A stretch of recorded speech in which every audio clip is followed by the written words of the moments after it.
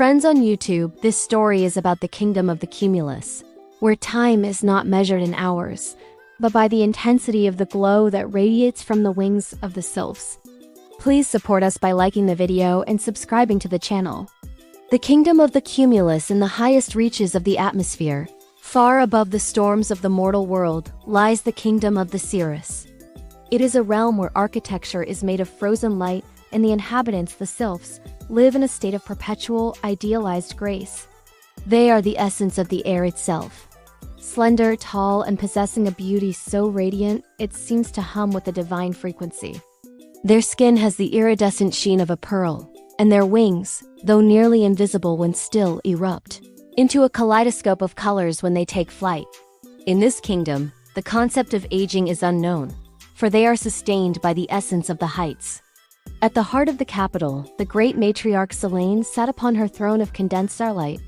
Her presence was like the calm at the eye of a hurricane, immense and silent. She called forth Bashlin, a sylph known for her unwavering spirit and her ability to navigate heat-dead zones, where the air is too thin for others to survive.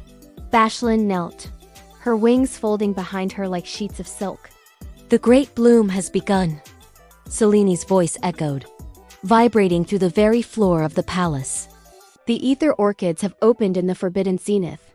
You, Bashlin, must ascend. Carry the amber chalice and bring back the golden pollen. Without it, our people will lose their buoyancy. Our wings will stiffen, and we shall fall into the shadows of the earth." Among the crowd, Atreya watched, her heart constricting with a bitterness that felt like swallowing broken glass. Atreya was a creature of the gale, faster than any other sylph, her beauty sharp and striking like a lightning bolt. She had expected this honor. To her, Bashlin's selection was a personal insult, a sign that the matriarch favored softness over strength. As the ceremony concluded and the kingdom cheered for Bashlin, Atreya slipped away into the darker corridors of the clouds. Atreya descended to the thermal shadows, a place where the air is stagnant and smells of old ozone.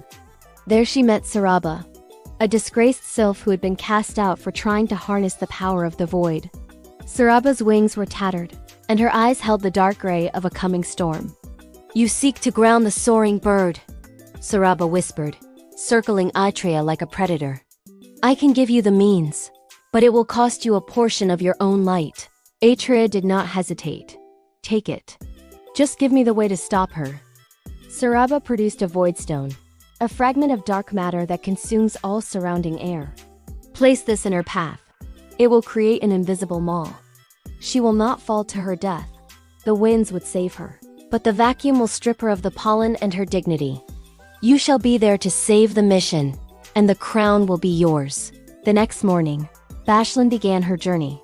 The ascent to the forbidden zenith is a grueling trial of endurance. As the air thins, the cold becomes a physical weight. Halfway through the silver stratos, she was joined by Monty.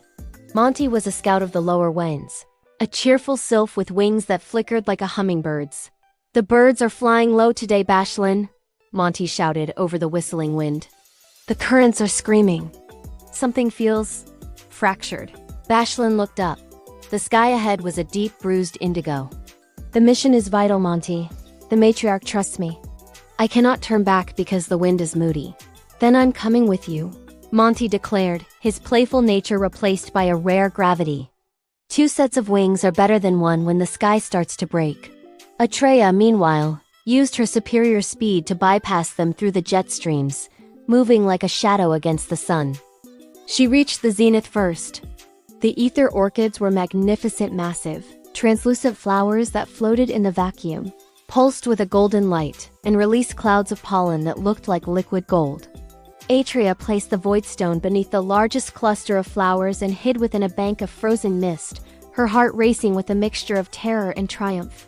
As Bashlin and Monty reached the peak, the beauty of the orchids took their breath away. Bashlin approached the central bloom, the amber chalice held high. But as she crossed the threshold, the voidstone activated. In an instant, the silence of the heights was shattered by a horrific sound, the sound of the sky being torn apart. A black sphere appeared, and the air was sucked into it with violent force. Bashlin was caught in the center. Her wings, designed to push against the air, found nothing to grasp. She began to spin uncontrollably, the vacuum pulling the very breath from her lungs. "Bashlin!" Monty screamed, diving toward her. But the force of the vacuum was too strong. He was thrown back by the turbulent air rushing to fill the hole. Atria watched from her hiding place. This was more than she had intended. The void stone was growing, starting to consume the ether orchids themselves. If the flowers were destroyed, the kingdom would die. Realizing the magnitude of her mistake, Atria burst from the mist. "Bashlin! Close your wings!" she cried out.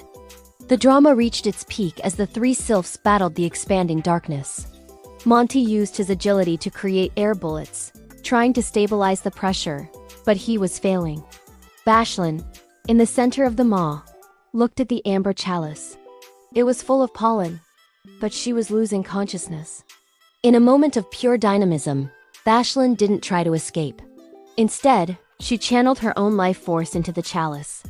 The golden pollen reacted to her essence, glowing with a blinding brilliance.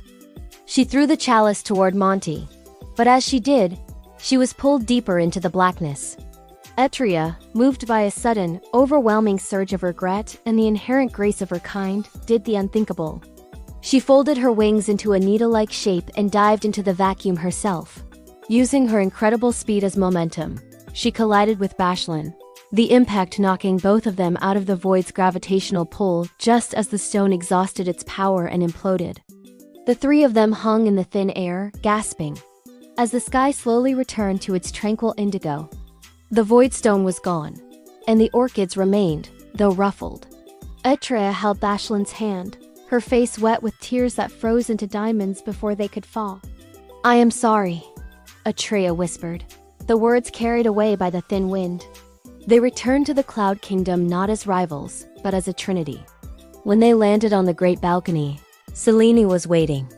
She looked at the bruised wings of Monty, the exhausted face of Bashlin, and the trembling form of Atria. "The pollen has been gathered," Selene announced to the gathered thousands. "But today, we have gathered something more precious. We have learned that our beauty is not in our faces or our youth, but in the strength we give to one another when the sky falls." The final scene was one of breathtaking beauty. Bashlin and Atria stood together at the highest spire. They tipped the amber chalice, and the golden pollen didn't just fall. It turned into a shimmering rain that coated the entire kingdom. The light reflected off every sylph, renewing their wings and filling the air with a sweet floral scent. The sun set in a blaze of violet and gold, and as the stars began to poke through the velvet sky, the three friends flew together into the night, their wings weaving a new story into the wind.